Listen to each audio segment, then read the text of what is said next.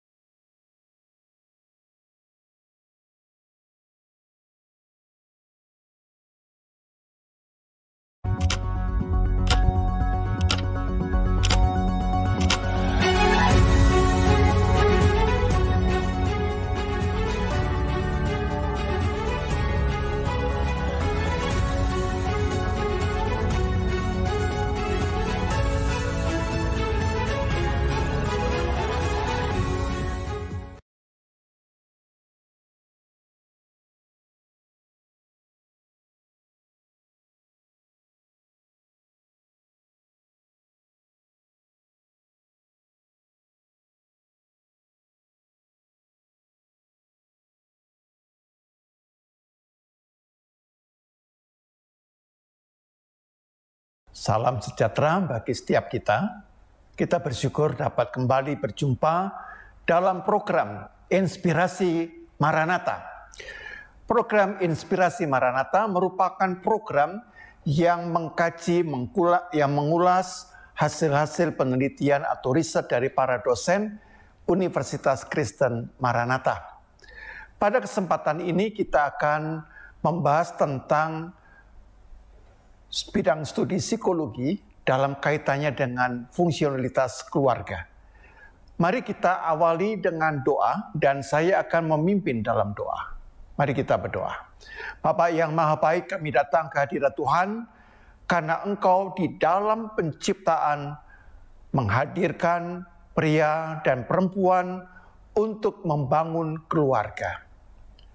Namun pada sisi yang lain, keluarga khususnya di tengah-tengah perubahan zaman, tidak mudah Tuhan untuk mempertahankan segala perbedaan dan segala tantangan ataupun problem-problem yang terjadi dengan baik. Karena itu pada kesempatan ini kami mau belajar dalam bidang studi psikologi tentang fungsionalitas keluarga agar Tuhan sendiri yang memampukan kami dan memberikan pengertian dan hikmat sehingga kami boleh membangun keluarga yang tangguh di tengah-tengah perubahan zaman. Kami serahkan percakapan ini di dalam kuasa Tuhan, di dalam nama Tuhan Yesus kami berdoa. Amin. Saudara-saudara, kita bersama dengan seorang narasumber, Ibu Irin Prameswari Edwina. Nah, untuk itu saya persilakan Bu Irin memperkenalkan diri ya secara singkat kepada pemirsa sehingga makin mengenal dengan baik Ibu Irin dan juga bidang pekerjaan atau profesi yang Ibu tekuni. Silakan Ibu Irin. Ya, terima kasih Pak Yohanes. Tadi Pak Yohanes sudah memperkenalkan saya, nama saya Irin Prameswari Edwina. Saya dari Fakultas Psikologi Universitas Kristen Maranatha. Saya adalah dosen. Sudah cukup lama dosennya ya. Hampir 30 tahun. Waduh. Lama ya Pak dosen. Lama. Dosen. Sekarang saya ditempatkan di Magister Psikologi Profesi. Oh. Iya, oleh fakultas. Sebenarnya dari S1, S2, S3 ranah saya ada psikologi perkembangan ya, tapi psikologi perkembangan memang merupakan akar dari psikologi keluarga. Oke. Gitu. Dan Baik. saya mengajar psikologi keluarga. Baik. Nah, ini adalah pakar tentang keluarga, Bapak Ibu ya. Nah, kita akan masuk di dalam pembahasan. Judul yang mau dikaji adalah tentang fungsionalitas keluarga dan kesehatan mental gitu ya.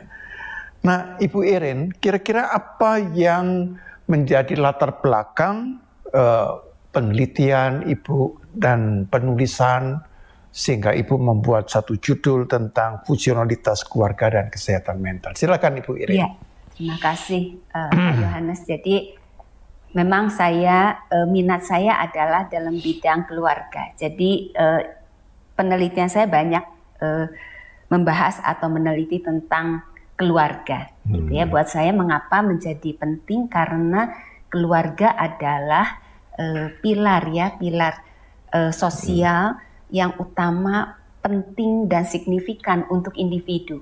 Karena setiap individu kan lahir dalam keluarga.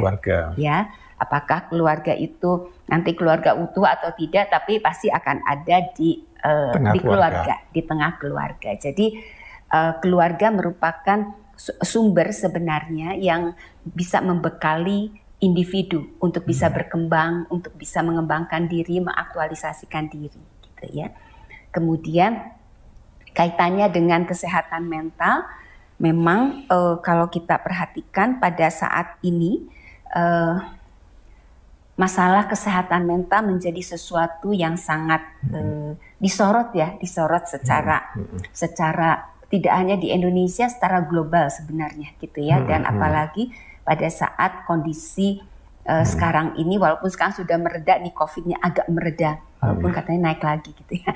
Nah itu ini menjadi semakin kuat sebenarnya ya, menyuarakan tentang pentingnya kesehatan mental.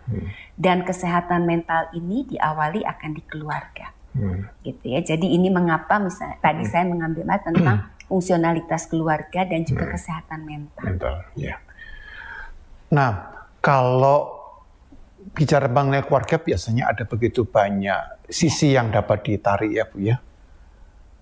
Dan untuk mencapai satu keluarga yang utuh, yang ideal itu kok rasanya hampir tidak mungkin ya Bu ya. Selalu ada sisi-sisi kurang, bahkan ada sisi-sisi gelap ya di dalam pasangan yang membangun keluarga.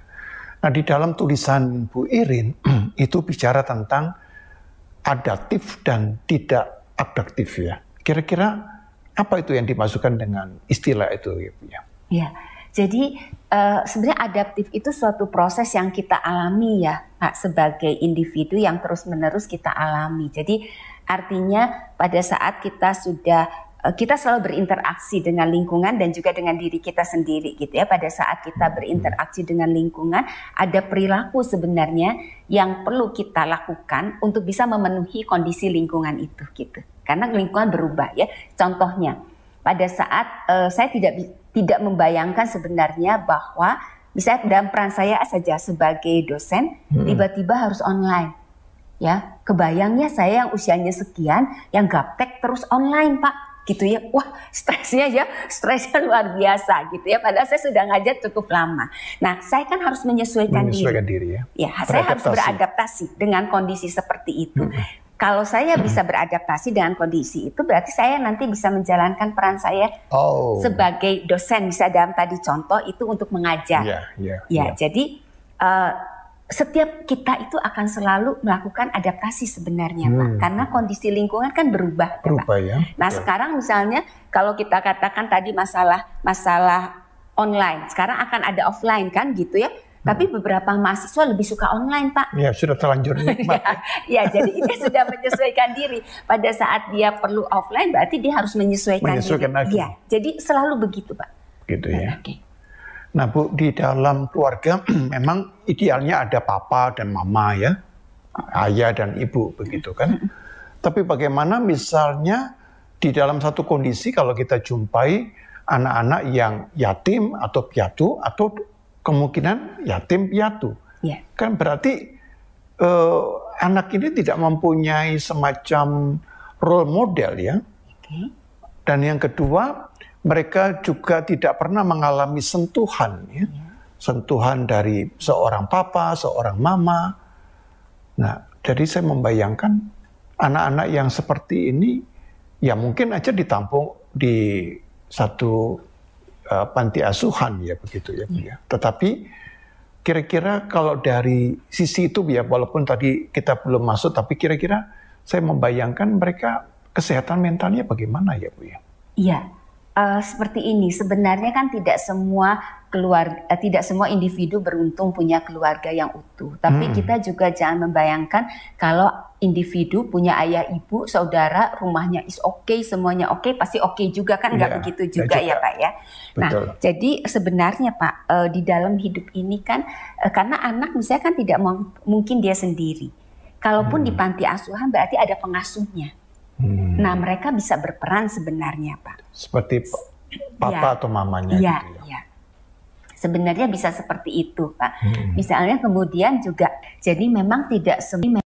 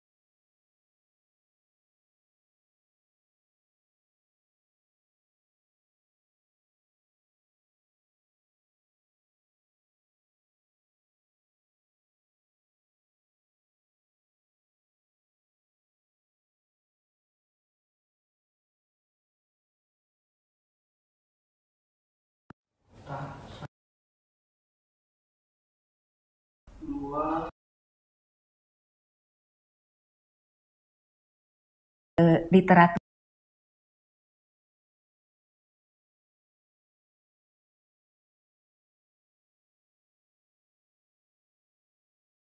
review ya Pak. Review, Jadi ya.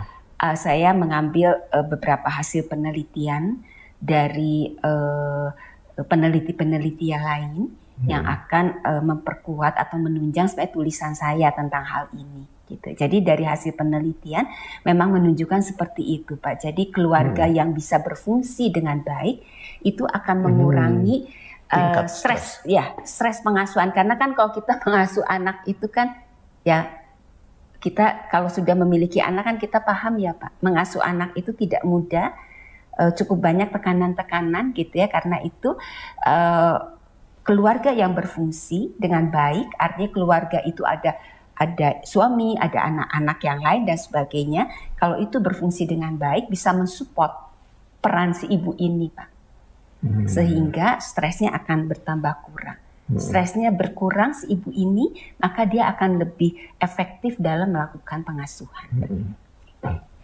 Jadi fungsi keluarga Bu. Tapi kalau boleh diperjelas kepada pemirsa Bu ya, apa yang Ibu masukkan dengan kata fungsionalitas keluarga itu ya? Oke. Ya, jadi sebenarnya kalau kita bicara tentang fungsionalitas keluarga, itu adalah menunjukkan bahwa keluarga itu sebagai suatu sistem, sebagai suatu agen sosial, itu mereka punya perannya. Ada perannya. Keluarga kan punya peran dan punya fungsinya ya Pak. Gitu. Nah, kalau seandainya keluarga ini bisa berperan dan berfungsi sebagaimana mestinya, maka individu-individu yang ada di dalamnya itu bisa menjadi tadi well-being. Oh, well-being ya. Bisa mengaktualisasikan diri. Nah, nanti akan saya coba untuk uraikan sebenarnya apa yang dimaksud dengan bagian-bagian dari fungsionalitas keluarga ya Pak ya. Jadi kalau keluarga yang berfungsi dengan baik itu dapat dilihat atau disorot dari hal apa saja gitu. Oh begitu ya. Ya, iya. Baik. Ya, terima kasih Bu. Jadi kita akan lanjutkan di mana Bu Irin itu nanti akan menguraikan tentang model McMaster ya Bu ya. Iya.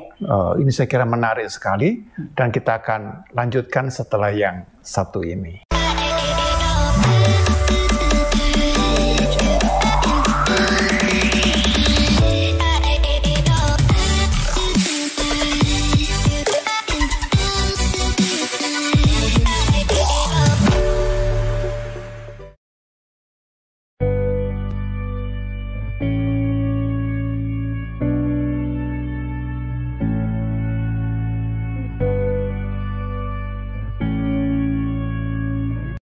Ya, kita kembali di dalam perbincangan fungsionalitas keluarga. Nah, di dalam tulisan dari Bu Irin itu mengutip atau mengambil satu model yang bernama McMaster, ya Bu ya. Nah, mungkin sebelum kita bicara lebih jauh, kira-kira konsep teorinya bagaimana ya? Konsep teori dari McMaster itu bagaimana? Silakan Ibu. Ya, jadi McMaster ini mengatakan dari hasil penelitiannya dan tulisan-tulisannya bahwa ada beberapa hal yang menjadi konsep dasar bahwa fungsionalitas keluarga itu merupakan suatu garis yang kontinum. Jadi kita bisa mengatakan di ujung satu adalah keluarga yang tidak berfungsi, tidak efektif fungsionalitas keluarganya, atau misalnya sangat tidak efektif dan bergerak sampai sangat efektif. Oke. Nah, ini kan idealnya sangat efektif ya Pak, walaupun sebenarnya agak jarang ditemukan keluarga yang betul-betul sangat efektif dan sempurna, dan memang nggak ada sih Pak. Tidak ada. Jadi memang tidak ada gitu Kak. Tapi dibuat kontinum ini artinya kan kalau lebih ke arah yang sangat efektif kan masih oke ya Pak ya. Oke, jadi kalau ke arah yang sangat tidak efektif, nah ini menjadi warning sebenarnya untuk keluarga. Oke. Nah, untuk mengukur ini tuh ada 6 dimensi. Nanti saya jelaskan ke 6 dimensinya ya Pak ya. Tapi yang ingin saya ungkapkan dulu, jadi kalau keluarga itu yang ada di dalam kutub sangat tidak efektif, itu biasanya mengarah pada hadirnya simptom-simptom klinis di anggota keluarganya Pak. Oh, ada simptom-simptom klinis. Iya, jadi misalnya, jadi berarti kesehatan mentalnya itu bawah ya Pak ya. Mungkin kalau ekstrimnya sampai mengalami gangguan mental. Jadi kalau kita misalnya dari hasil penelitian, individu yang mengalami gangguan mental biasanya keluarganya itu ada di titik yang sangat tidak efektif. Walaupun kita tidak bisa katakan bahwa pasti semuanya begitu. Karena kalau kita bicara gangguan mental karena banyak aspeknya ya Pak ya. Nah kalau yang misalnya di ujung yang satu lagi apa yang sangat efektif ya biasanya individu-individu dalam keluarga ini bisa secara optimal sehat secara fisik dan juga secara emosional. Jadi masalah fungsionalitas keluarga, masalah psikis ternyata tidak hanya masalah emosi, masalah mental ya Pak, ternyata masalah fisik juga. Berpengaruh ya? Pengaruh Pak. Apa yang disebut dengan psikosomaya? Iya, psikosomatis ya Pak. Ya, psikosomatis ya. Iya. Biasanya individu-individu yang mengalami stres yang tinggi, yang tidak bisa dia handle itu seringkali juga menyertakan nanti keluhan-keluhan fisik, Pak. Ya. Baik Bu, dan dalam model MaxMaster ini, kalau saya tangkap ada 5 asumsi ya Bu ya, yang mendasari MaxMaster Model of Family Living Functional. Kira-kira apa yang menjadi 5 asumsinya itu Bu ya? Jadi sebenarnya begini, kalau kita bicara keluarga, ini hampir semua teori ya Pak, tidak semua tapi hampir semua teori tentang keluarga. McMaster salah satunya, Epstein bicara begitu. Kalau kita bicara keluarga, maka keluarga itu sebagai suatu sistem. Pasti. Kalau kita keluarga sebagai suatu sistem, konsekuensinya adalah terjadi interdependensi Pak, antar anggota dari keluarga tersebut. Jadi bagian-bagian dari keluarga itu, anggota keluarga itu saling terhubung satu dengan yang lain.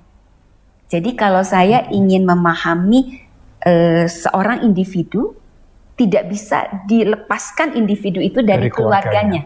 Tidak bisa Pak. Jadi kalau misalnya satu bagian dari keluarga tadi apa ya, jadi asumsi yang keduanya, itu kita tidak bisa pahami kalau dia dilepaskan dari keluarganya.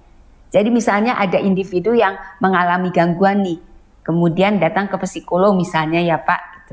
Kemudian kita katakan, oke, kamu mengalami apa, kita lepaskan dia dari keluarganya.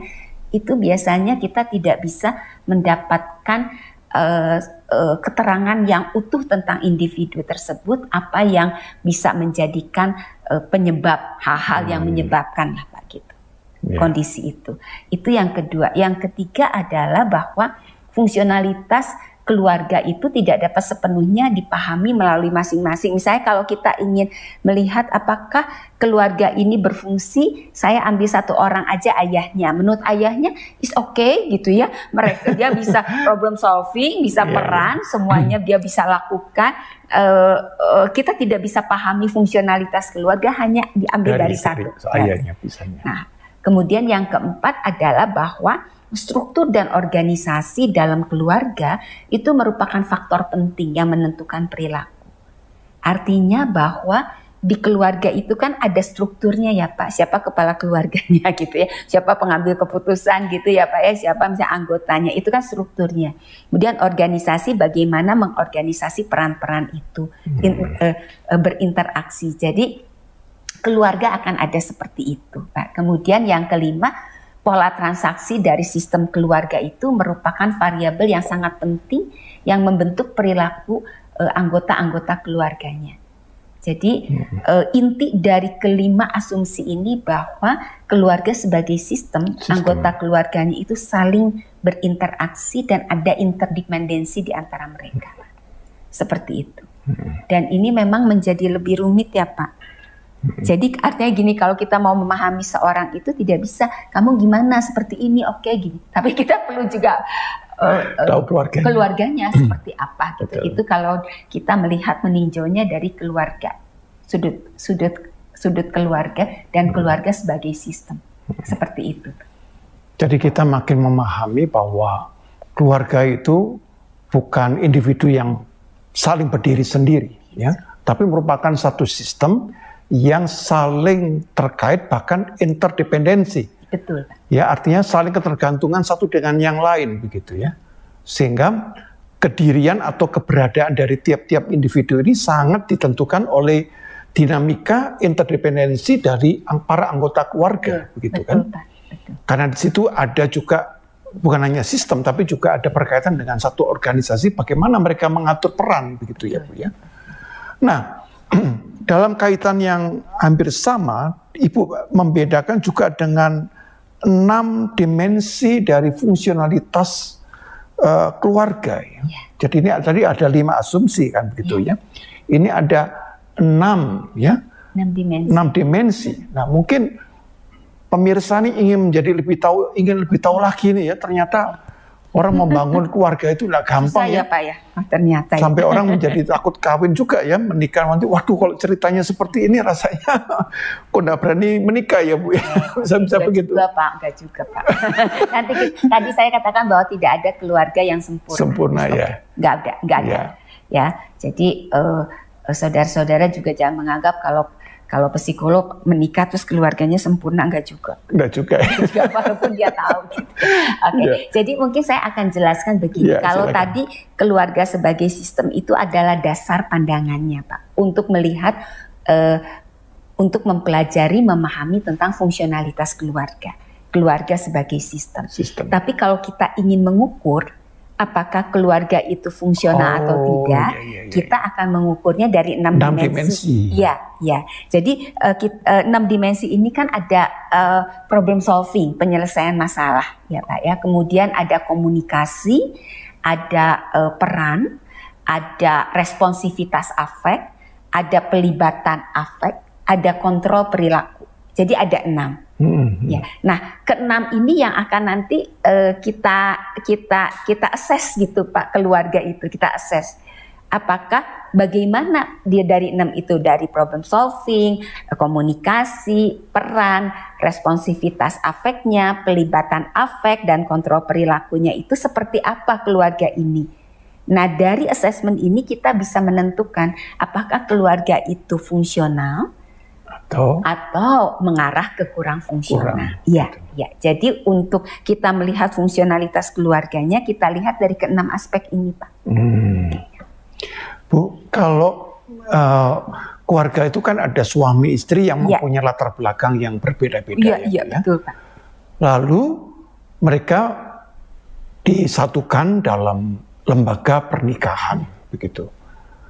Jadi ketika mereka disatukan itu kan berarti membawa warisan, ya, warisan pendidikan atau juga warisan pengalaman atau satu peristiwa begitu.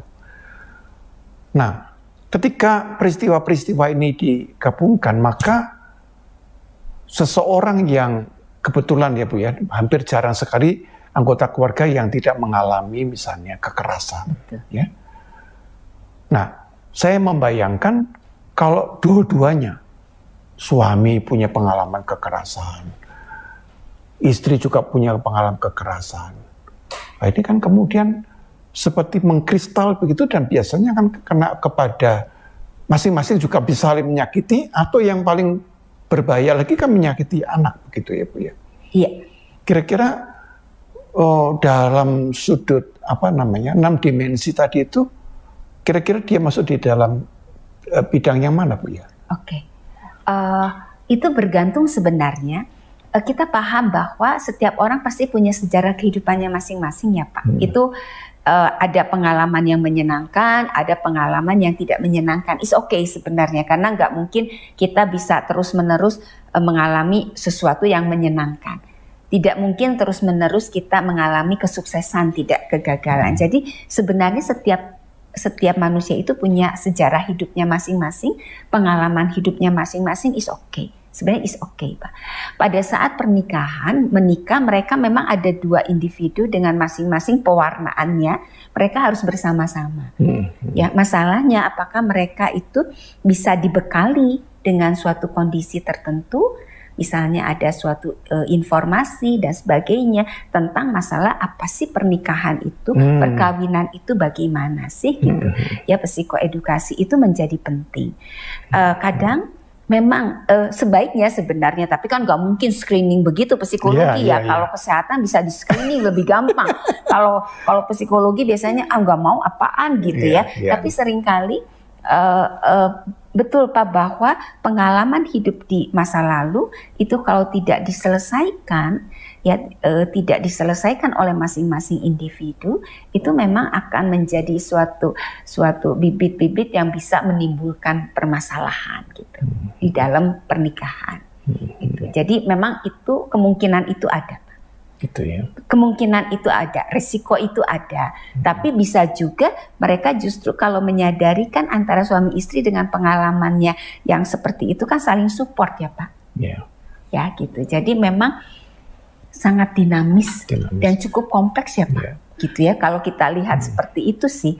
Tapi saya yakin bahwa setiap individu itu punya kemampuan ya Pak, kemampuan dalam diri. Kemampuan suatu, jadi manusia itu kan tidak begitu rentan gitu ya Pak. Terus kalau ini pecah gitu, kayaknya dia juga punya daya tahan, daya juang gitu ya Pak ya. Jadi punya suatu kemampuan, setiap individu itu punya suatu kemampuan untuk bisa belajar sebenarnya. Hanya masalahnya seringkali individu-individu itu tidak menyadari hal tersebut dan tidak mencoba untuk belajar dari pengalaman masa lalunya. Ya, seperti itu sih. Atau dia karena punya pengalaman yang sangat menyakitkan, justru dia menjadi belajar lebih bijaksana, mengubah yang sakit itu mengatakan, saya pernah ngalami itu, tapi ketika saya mempunyai anak, saya tidak akan mendidik anak seperti itu, dan saya yang menjadi orang tua yang baik. Ya, bisa menjadi sebaliknya kan ya Bu ya? Bisa menjadi sebaiknya, atau dia mencontoh orang tuanya dulu kalau saya itu, kalau saya berbuat salah tidak ngomong tidak apa langsung pukul misalnya gitu ya Pak ya. Dan dia katakan saya berhasil tuh jadi begini. Jadi sekarang saya ke anak saya juga gitulah gitu ya. Itu jadi memang kita tidak bisa, misalnya kalau di psikologi itu kalau ini A itu pasti B gitu ya. A pasti B gitu ya Pak, karena kan banyak faktor, banyak faktor. Jadi bisa Pak, tadi misalnya bisa nggak karena dia dulu pernah mengalami seperti itu, tidak mengenakan, ada proses pembelajaran dalam dirinya, kemudian dia katakan saya nggak mau kayak gitu ke anak saya, kesian banget gitu ya. Jadi dia belajar, dia berubah, walaupun itu tidak mudah Pak. Betul, tidak mudah. Tidak mudah, itu perlu perjuangan juga gitu. Bisa begitu, tapi bisa juga tadi karena saya dulu begini ya. Saya lakukan itu, bisa Pak, bisa. Tadi sudah dijelaskan bahwa ada 6 dimensi ya, ada problem solving, lalu juga ada komunikasi, peran, lalu ada effective responsiveness ya, kemudian ada effective involvement dan kontrol perilaku. Tapi yang kurang jelas itu effective involvement ya, pelibatan afek itu yang maksudnya apa Bu? Dengan responsivitas afek, dengan pembedanya apa ya Bu? Dua istilah ini. Ya, jadi kalau responsivitas afek itu bagaimana anggota keluarga merespon afek dari afek itu perasaan kan, emosi. Afek dari anggota keluarga yang lain. Misalnya ada seorang misalnya anak pulang sekolah murung gitu ya Pak. Wah, dia marah, buka sepatunya juga yang biasanya ditaruh baik dilempar misalnya. Ibunya melihat bisa kondisi itu. Ibunya bisa bertanya, ada apa nak gitu. Responsivitas afek, kenapa kamu marah seperti, ada apa yang terjadi? Itu responsivitas terhadap afek dari anggota. Afeknya si anak itu. Iya. Kalau pelibatan afek itu affect involvement itu ada bagaimana dia menaruh minat dan menaruh investasi pada aktivitas orang lain. Misalnya gini, misalnya seorang anaknya saya misalnya mengalami suatu hal gitu ya, nanti orang tuanya bisa melibatkan, oh kamu saat ini siapa temanmu, oke kita ke sekolah gitu ya, misalnya kita ke sekolah gitu ya, misalnya kita tanya nih siapa ini, jadi ada pelibatan afek tapi ke aktivitas Pak gitu. Kalau tadi kan responnya aja ya Pak, jadi kalau anaknya begini, oke kamu kenapa nak, misalnya seperti itu. Mengapa Pak seperti itu? Karena sebenarnya afek itu, kalau kita bicara afek emosi itu energinya besar Pak, dan biasanya orang lebih tidak terampil Pak untuk mengelola emosi ya Pak, dibandingkan untuk kemampuan analisis gitu ya Pak ya. Analisis lebih mudah diajarkan gitu ya, dan dikendalikan ya. Ya, dan pendidikan kita kan cenderungnya ke kognitif kan Pak. Ya.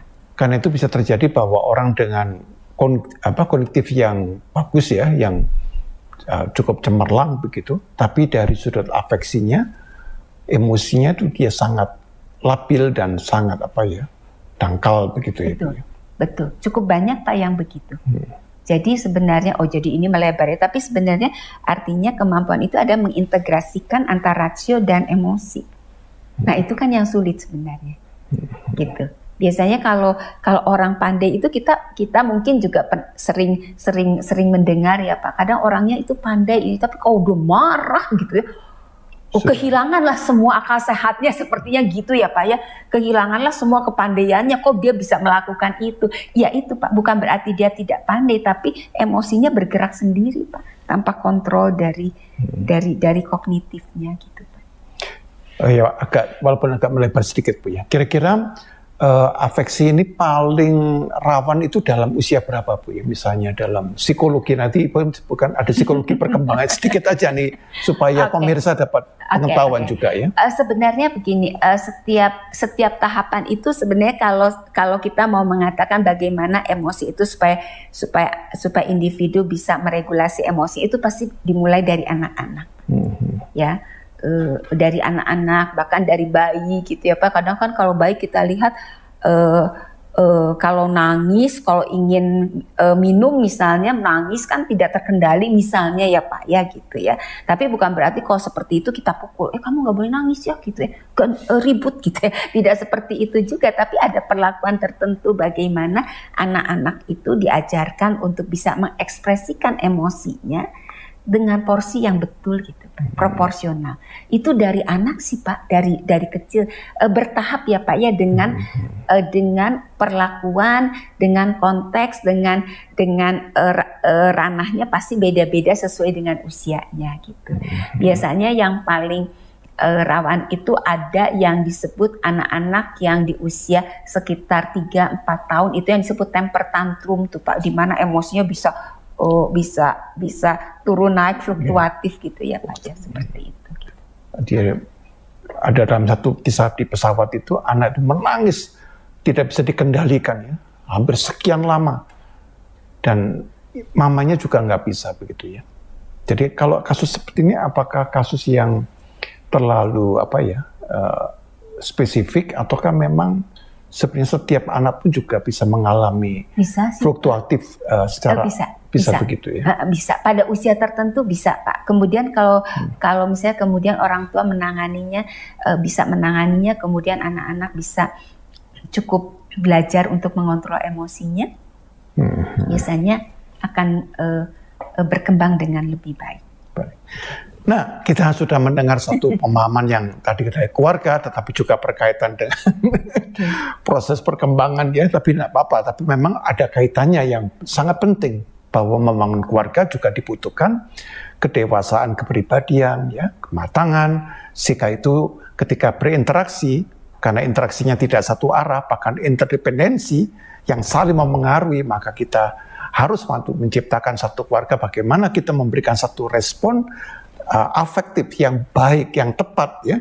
Bukan anak nangis dikatakan langsung digambar ya. Nanti anak ini akan menjadi pribadi yang itu ya, tidak pernah tahu belas kasihan, bisa begitu ya Bu ya. Baik, kita akan lanjutkan setelah yang satu ini.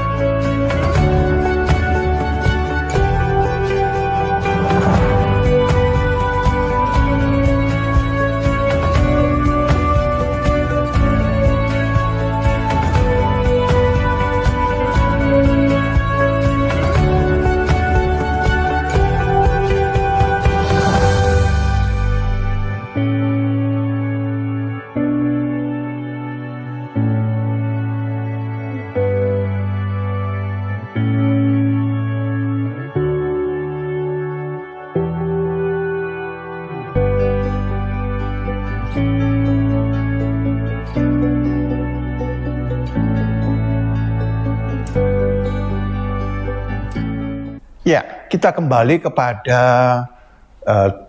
konsep teori yang dikatakan Ibu ya tadi, McMaster Model Family Functioning ya. Nah, Ibu dalam McMaster Model ini disebutkan juga komunikasi pun mempunyai area gitu ya, dan area pun juga dibagi menjadi dua, ada yang instrumental dan afektif ya. Nah, ini istilah-istilah yang agak teknis, tetapi kita perlu mengetahui gitu ya. Lalu nanti komunikasi juga dibagi dalam dua subdimensi, clear lawan mass ya, dan direct versus indirect ya. Kira-kira apa Ibu ya istilah-istilah ini bukan soal asingnya, tapi bagaimana itu ya kaitannya dalam kita itu menerapkannya di dalam hidup berkeluarga. Silakan Ibu. Ya, jadi kalau kita bicara keluarga, tadi ada misalnya di area instrumental atau di area afektif, itu sebenarnya bisa mencakup semua Pak. Tidak hanya di komunikasi, tapi di masalah problem solving pun akan seperti itu gitu. Jadi kalau area instrumental itu biasanya berkaitan dengan permasalahan kehidupan sehari-hari. Misalnya menyediakan makanan gitu ya, sandang, pangan, mengelola keuangan, itu di area instrumental. Gitu. Kalau di area afektif itu yang berhubungan dengan emosi. Jadi mungkin pemirsa lebih familiar dengan istilah emosi ya daripada afek gitu ya. Afektif ya, afek. Kalau kami di psikologi memang ada istilah afeksi ya. Afeksi itu berkaitan juga dengan sebenarnya emosi. Secara paralel bisa dianggap itu sebagai emosi. Jadi kalau masalah afektif itu berhubungan dengan hal-hal emosi perasaan seperti marah, kecewa, depresi. Jadi kondisi-kondisi seperti itu Pak. Jadi lebih ke respon-respon seperti itu. Kalau instrumental lebih mengarah pada pemenuhan kebutuhan misalnya sandang, pangan, papan, pengelolaan keuangan dan sebagainya gitu. Jadi seperti ini Pak. Itu areanya ya Pak. Areanya. Oke. Dan biasanya area ini tuh keluarga perlu memenuhi minimal kedua area ini. Instrumental dan afeksi. Ya. Jadi biasanya diharapkan yang pertama pasti instrumental dulu ya Pak.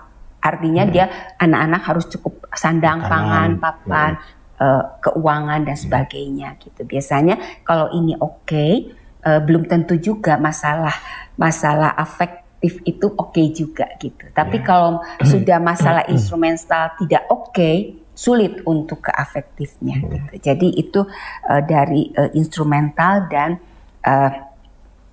afektifnya Pak ya. Kalau komunikasi, McMaster sebenarnya banyak maksud saya kalau kita bicara komunikasi banyak tokoh lain juga yang bicara tentang komunikasi itu jenisnya dan sebagainya. Tapi karena kita sekarang menyoroti dari McMaster ya Pak, dari Epstein itu memang menjelaskannya dari dua dimensi sebenarnya, clear atau mass ya. Jadi apakah itu jelas atau terselubung atau misalnya kita direct atau indirect gitu ya.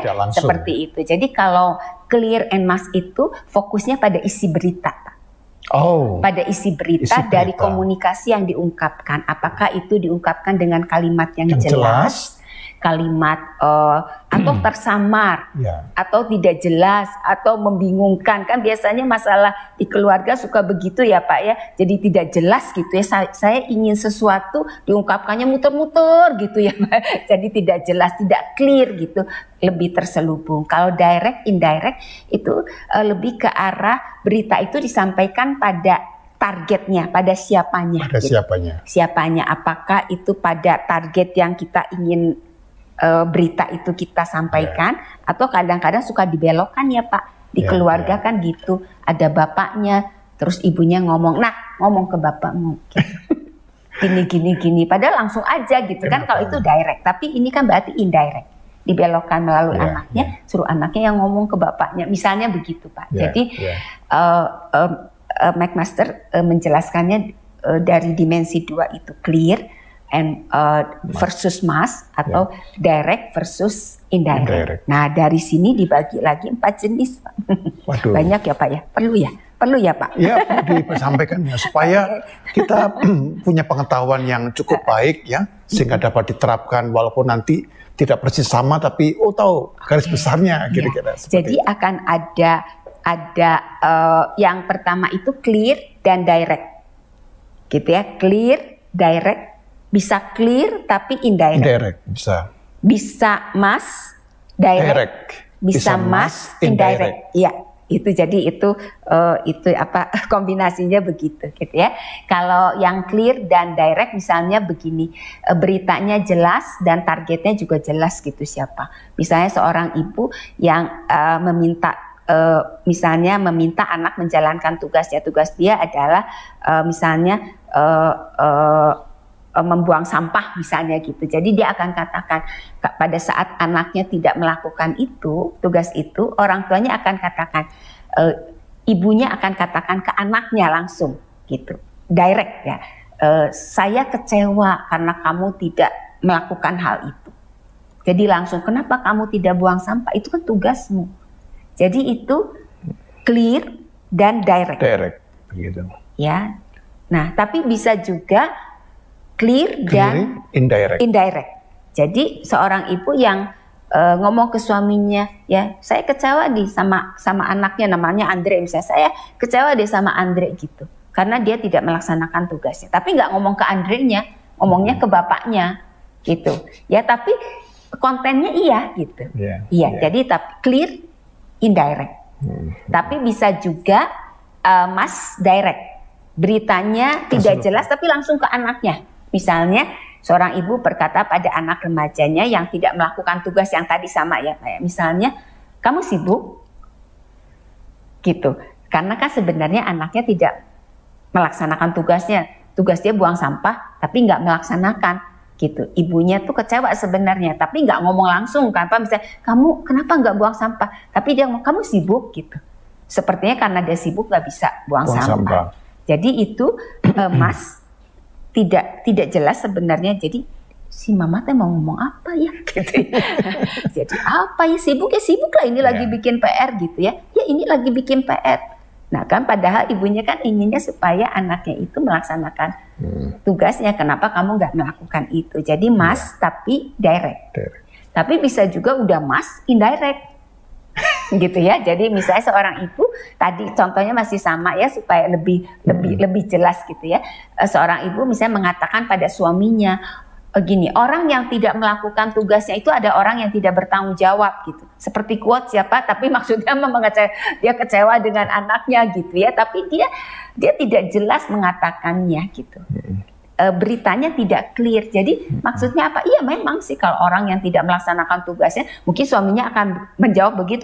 Iya sih kalau orang yang tidak melaksanakan tugasnya ya dia tidak bertanggung jawab. Ibunya kan makin jengkel ya, pengennya misalnya kamu maksudkan siapa? Tapi kan nggak jelas kan Pak ini kontennya. Jadi komunikasi dalam keluarga bisa dalam jenis-jenis seperti ini. Diharapkan sebenarnya kalau yang fungsional berarti clear and direct.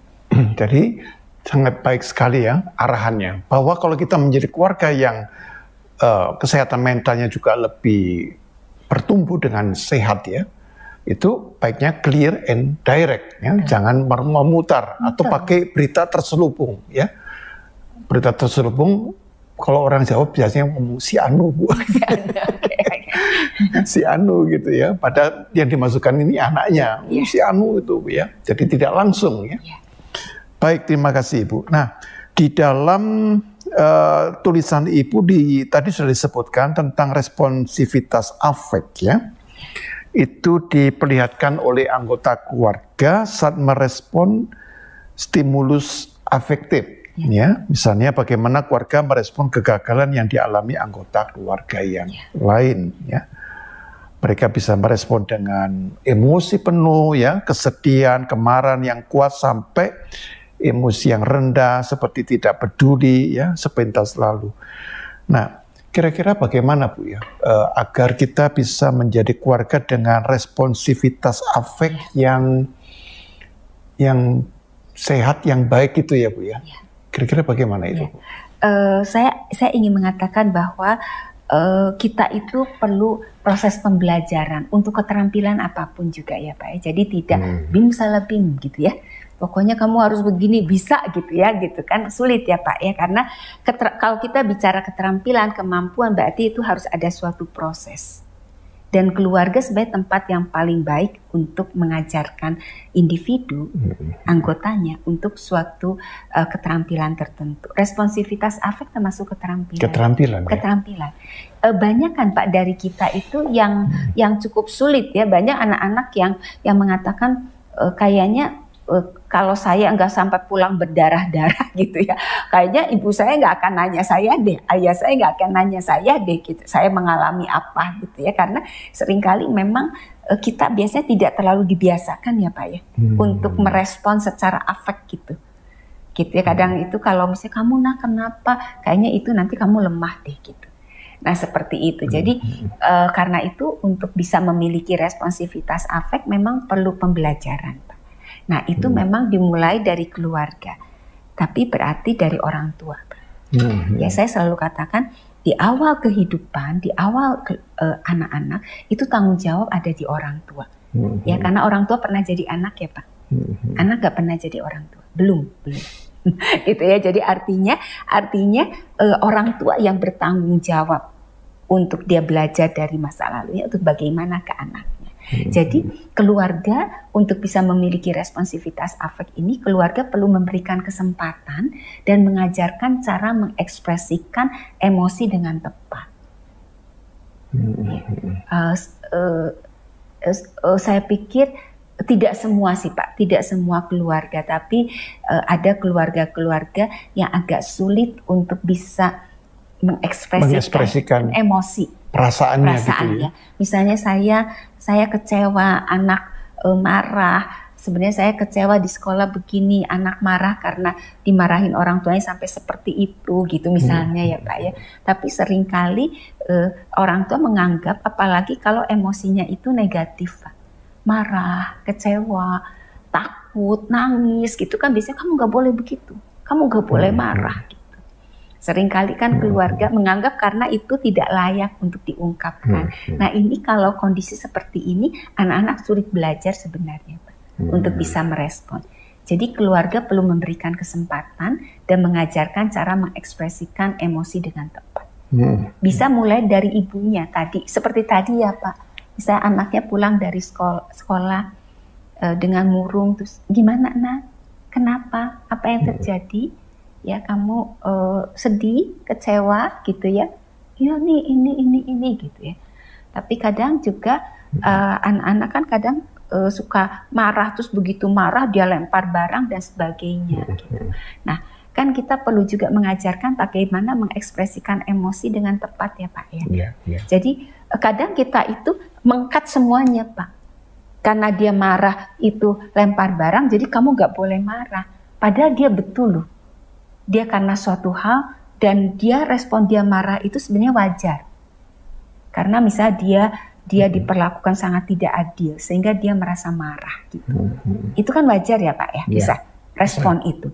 Tapi kan yang kemudian yang perlu diajarkan oleh orang tuanya kan cara dia mengungkapkan. Oke, nah ya, misalnya ibu paham, misalnya mama paham kamu tuh marah. Tapi oke, kalau kamu marah, nah kamu ungkapkan seperti ini, jangan lempar barangnya nggak salah, bisa gitu. Jadi itu bagaimana dia bisa merespon sesuatu dari lingkungan, tapi dengan responnya yang tepat gitu, proporsional. Ini sangat menarik ya, bahwa emosi ini juga membutuhkan respon dari orang tua secara tepat. Karena respon itu juga nanti menentukan kecerdasan emosi dari anak ini ya. Betul. Jadi kita kan seringkali mendengar kecerdasan kognitif ya. Tapi juga betapa pentingnya kecerdasan emosi ya, afektif itu. Betul. Ya. Kalau boleh dikaitkan tadi Bu di awal menyebutkan berkaitan dengan well-being ya Bu ya. Seakan-akan well-being juga sangat dipengaruhi oleh tingkat kecerdasan emosi seseorang ya. Misalnya bisa saja orang ini pintar ya, pandai, tapi emosinya dia tidak pernah tersalurkan dengan baik. Orang tua selalu memotong, selalu membungkam. Kamu jangan nangis, kamu jangan marah. Tapi tidak memberikan jalan keluar terhadap kemarahan anak ini, begitu kan? Nah, apakah memang benar ya Bu ya? Ini asumsi saya bahwa kecerdasan emosi yang ada di dalam tiap-tiap kita ini juga berkaitan dengan well-being, yang berkaitan juga dengan makna atau kebahagiaan hidup seseorang ya Bu ya. Karena biasanya dengan sederhana well-being dikatakan bahwa emosi positif ya Pak. Ya, jadi bagaimana seseorang bahagia, merasakan emosi positif, sukacita gitu ya Pak. Penelitian-penelitian saya ini sedikit saja bahwa menunjukkan bahwa emosi positif itu powerful Pak. Powerful. Jadi berpikir positif cukup powerful, tapi emosi positif lebih powerful. Ya, gitu berpikir positif itu powerful. Iya. Tapi emosi itu lebih powerful. Iya, karena emosi seperti tadi saya katakan bahwa emosi itu kan punya energi yang lebih besar dibandingkan dengan kognitif, Pak. Gitu. Ya, Pak. Misalnya, apakah karena saya dosen, apakah mahasiswa tidak tahu kalau mau ujian harus belajar? Tahu kan, Pak? Tahu pasti. Tapi pada saat emosinya nggak suka saya, nggak belajar kan, Pak? Karena emosi energi itu lebih kuat sebenarnya Pak. Jadi seperti itu. Karena itu menurut saya ada baiknya keluarga-keluarga mulai memperhatikan masalah afek tidak hanya masalah kognitifnya. Perlu Pak, kognitif perlu. Pasti. Tapi ini perlu seimbang. Baik Bu, tadi disebutkan bahwa dalam tulisan Ibu ada upaya keluarga menangani perilaku terdapat 3 area spesifik ya Bu ya. Yang pertama situasi bahaya secara fisik, kedua situasi berkenaan dengan pemenuhan dan ekspresi kebutuhan psikobiologis, yang ketiga adalah situasi yang berhubungan dengan perilaku sosial ya. Nah kira-kira bagaimana Bu 3 area spesifik keluarga ini dalam menangani anggota keluarganya? Silakan Bu. Jadi keluarga yang fungsional itu adalah keluarga yang orang tua atau anggota keluarganya bisa melakukan kontrol perilaku. Ini sebenarnya disiplin ya Pak. Kalau istilah yang lainnya ya Pak, ada unsur disiplinnya gitu ya kan. Misalnya situasi yang berbahaya secara fisik itu bagaimana bisa kontrol orang tua untuk anak-anak gitu, supaya dia tidak melakukan sesuatu yang membahayakan secara fisik. Misalnya bermain di tempat yang berbahaya, remaja-remaja sampai misalnya tawuran, membahayakan fisik, atau misalnya anak pemudanya, anggota keluarganya kecanduan alkohol misalnya, sampai obat-obat yang berbahaya. Nah itu sebenarnya area-area yang situasi yang berbahaya secara fisik, di mana keluarga yang fungsional adalah keluarga yang bisa mengontrol perilaku-perilaku ini. Nanti saya akan lanjut ya Pak selain silakan, ini. Silakan. Nah, yang kedua itu situasi yang berkenaan dengan pemenuhan dan pengekspresian kebutuhan psikobiologis, yaitu makan, tidur, agresi. Artinya makan kan harus ada disiplinnya ya Pak ya, harus makan, tidak boleh makan yang apa saja gitu ya. Tidur juga tidak boleh bergadang terus, ada waktu tidurnya karena tidur itu perlu untuk kesehatan. Agresi, perilaku agresi dan sebagainya. Jadi ini adalah kontrol-kontrol perilaku Pak yang perlu dilakukan oleh keluarga untuk mengontrol perilaku seperti anggota keluarganya. Kemudian yang ketiga, situasi yang berhubungan dengan perilaku sosial di dalam dan di luar keluarga. Kan di keluarga itu punya aturan ya Pak ya. Setiap keluarga itu punya aturan dan harusnya punya. Dan harusnya pasti punya. Oke. Nah, bagaimana orang tua atau anggota keluarga itu mengontrol perilakunya untuk bisa memenuhi aturan itu Pak. Misalnya gini, kalau udah anak remaja kan biasanya orang tua di keluarga ada jam malam ya Pak. Nggak boleh pulang lewat dari jam 9 misalnya gitu. Jadi kan artinya kalau anaknya pulang lebih dari jam 9 itu nanti banyak reaksinya. Bisa ada orang tua kalau yang sangat kaku mengatakan pokoknya kamu pulang tidak boleh lebih dari jam 9. Papa mama tidak mau mendengar alasanmu, pokoknya seperti itu. Itu kan kaku. Jadi kalau saya ya udah tidur di luar misalnya begitu. Itu kontrol perilaku tapi kaku, Pak. Itu dalam situasi yang berhubungan. Atau juga tadi jam malam, atau misalnya dengan peraturan-peraturan yang berlaku atau aturan-aturan nilai-nilai yang berlaku di masyarakat. Kan kita gitu ya Pak, anak kecil kan kalau kita ajarin ketemu dengan kenalan ayahnya, ayo beri salam, nggak mau. Nak, ayo beri salam. Ya, karena itu sopan santun harus. Kalau nggak mau pulang dimarahin kan Pak. Kamu nggak boleh begitu. Nah itu kan kontrol Pak, dalam relasi dengan di luar keluarga. Nah dalam kontrol perilaku ini sebenarnya ada 4 tekniknya Pak. Yang tadi saya katakan itu kaku. Pokoknya gitu ya. Pokoknya kalau orang tua udah ngomong pokoknya gitu ya. Biasanya sudah tidak ada tawar menawar. Nah seperti itu. Saya paham bahwa di dalam keluarga itu nggak mungkin juga nggak ada yang seperti ada pokoknya kamu nggak boleh ini. Ya, tapi kalau semua hal seperti itu kan nanti tidak tumbuh toleransi kan ya Pak. Betul. Oke. Nah, yang kedua itu lebih fleksibel. Oke, kamu nggak bisa pulang jam 9, kenapa nak? Bikin tugas. Ya, bikin tugas besok harus selesai, ini tugas kelompok. Jadi kayaknya bisa lebih dari jam 9. Terus dia, oke, kalau kamu lewat dari jam 9, oke, kamu kasih tahu dong WA atau telepon. Ya. Oke, boleh, karena kamu kan tugas. Itu lebih fleksibel kan. Atau ada yang juga yang permisif, ya udah dia terserah kamu mau pulang jam berapa juga boleh lah gitu ya. Aturan ada tapi kontrolnya nggak ada. Gitu. Permisif. Ya. Yang lebih bahaya lagi kalau random. Apa itu random? Random itu kadang keras, kadang fleksibel. Tergantung mood ya Bu. Kadang permisif, tergantung mood. Tergantung akhir bulan gajian. Ya, maksudnya gitu ya. Kalau baru gajian kan wah gitu ya misalnya. Nah, itu bercanda ya. Tapi maksudnya random. Itu kan membingungkan anak. Iya bingung. Lebih ada pola ya. Tidak ada pola. Nanti kalau pas pulang jam 9 waktu ibu bapaknya senang boleh. Lagi ibu bapaknya nggak senang dimarahin dihukum. Gitu. Kadang dicuekin. Kadang benar, ya kan itu random ya. Kadang itu membingungkan. Tidak tahu peraturan ini tuh sebenarnya bagaimana cara menerapkannya, apa yang harus dilakukan kan jadi membingungkan. Ini bahaya Pak. Betul. Salah satu kebutuhan manusia itu ada rasa aman dan adanya keteraturan. Betul ya Pak? Ya betul. Ya. Rasa aman dan keteraturan. Itu kalau Maslow itu tingkat kedua tuh Pak. Safe. Safe ya. Safe. Gitu. Safetyness. Untuk need-nya.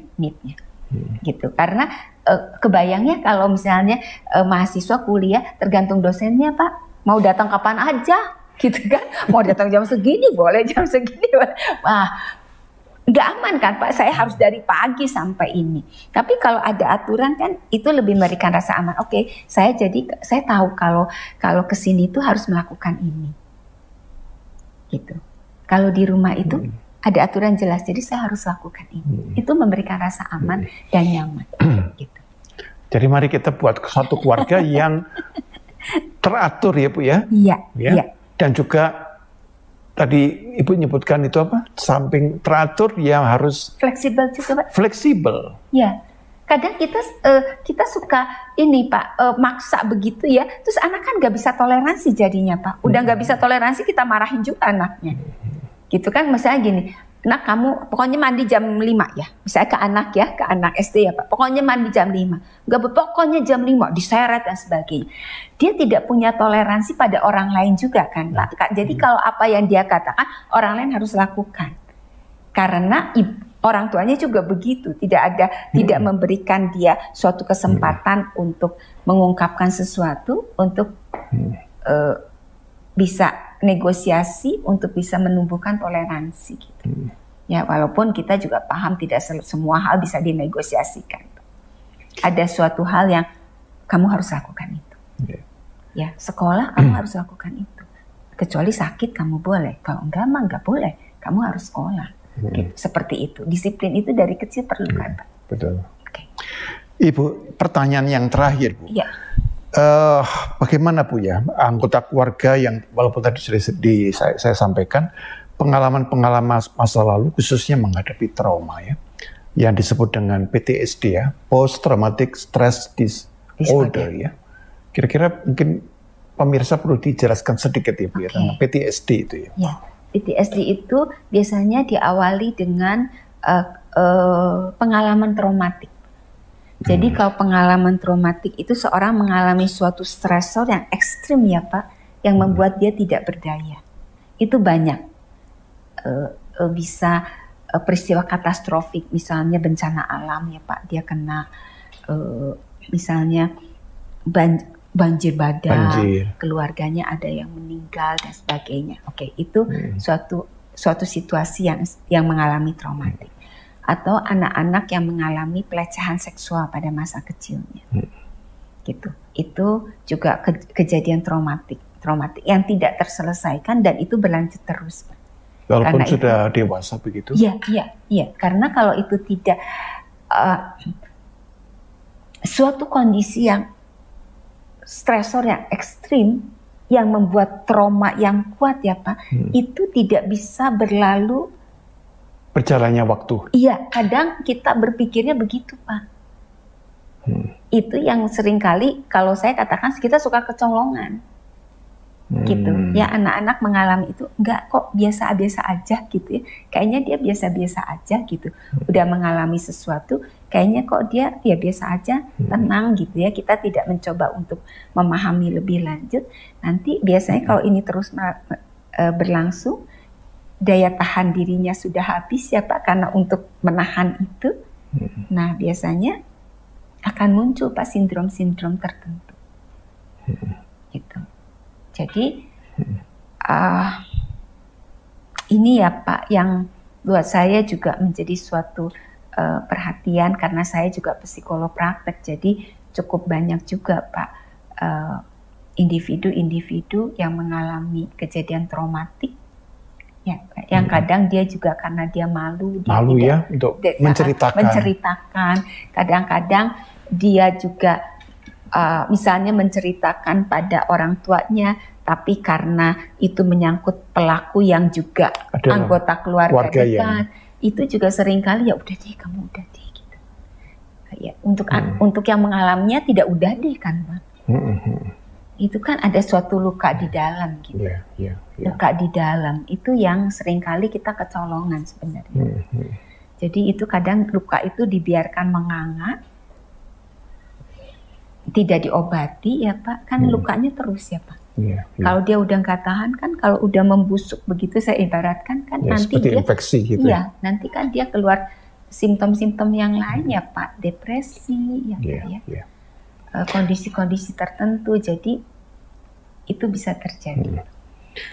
Kita berada dalam satu dunia yang memang tidak ada keluarga yang ideal, bahkan banyak juga keluarga-keluarga yang mengalami trauma-trauma ya. Jadi karena dosa, maka kita menyadari bahwa kekuatan kita sangat terbatas.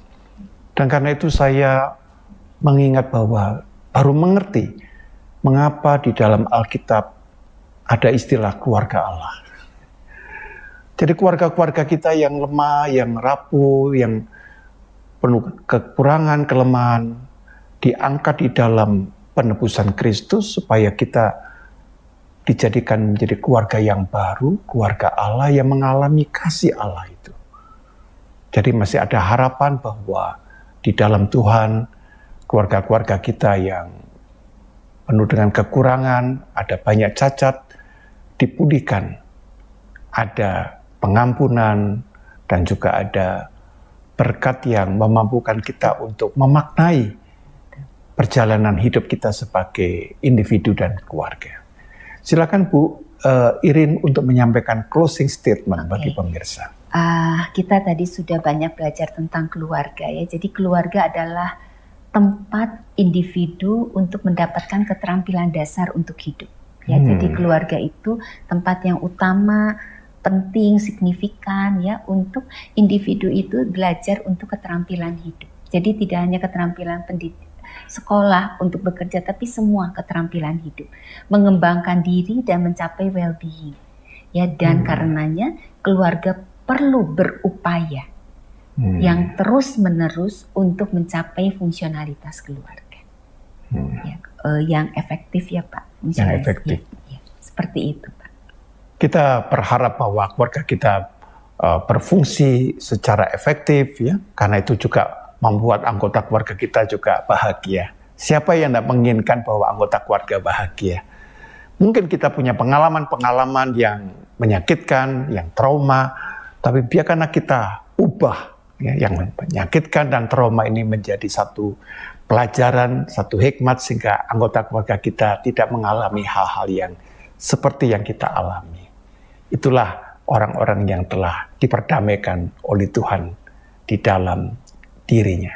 Semoga ulasan ini bermanfaat bagi para pemirsa agar kita makin mampu membangun keluarga yang tangguh di tengah-tengah perubahan-perubahan zaman. Izinkan saya mengakhiri kembali dengan doa dan saya akan berdoa. Tuhan, Engkau melihat, Engkau mengenal anggota-anggota keluarga kami. Dan kami harus mengakui tidak ada di dalam keluarga kami yang sempurna, yang ideal, yang efektif. Tetapi Engkau mengasihi kami, keluarga kami yang terbatas dengan penuh kekurangannya, Engkau rangkul, Engkau cintai, bahkan di dalam Kristus Engkau menjadikan kami sebagai keluarga Allah. Bapa, biarkanlah kami membangun kehidupan sebagai keluarga maupun kami sebagai individu dengan cinta kasih. Cinta kasih akan kami alami manakala kami juga memperoleh pengampunan dari Tuhan. Keluarga kami juga membutuhkan pengampunan dari Tuhan. Kami secara pribadi membutuhkan pengampunan dari Tuhan. Ketika pengampunan kami peroleh, maka disitulah kami menemukan kasih. Dan kasih itulah yang menuntun kami untuk menghayati kesetiaan di dalam hidup kami sebagai anggota keluarga. Pimpinlah ya Bapa, setiap keluarga dari para pemirsa dimanapun berada, supaya mereka mengalami satu kebahagiaan, bahkan sukacita ilahi. Dengan demikian mereka mengalami hidup yang bermakna. Kami serahkan Bapa hidup kami selanjutnya di dalam kemurahan Tuhan. Kami berdoa di dalam nama Tuhan Yesus Kristus. Amin. Sampai jumpa kembali di dalam tema-tema inspirasi Maranatha ke depan. Staring into your eyes makes my heart come alive. Suddenly brought to life when I met you. Reaching beyond the skies, running deep, stretching wide. Perfect love realized, here with you. Come on now. Now this love is for real, you will never let go, never let go.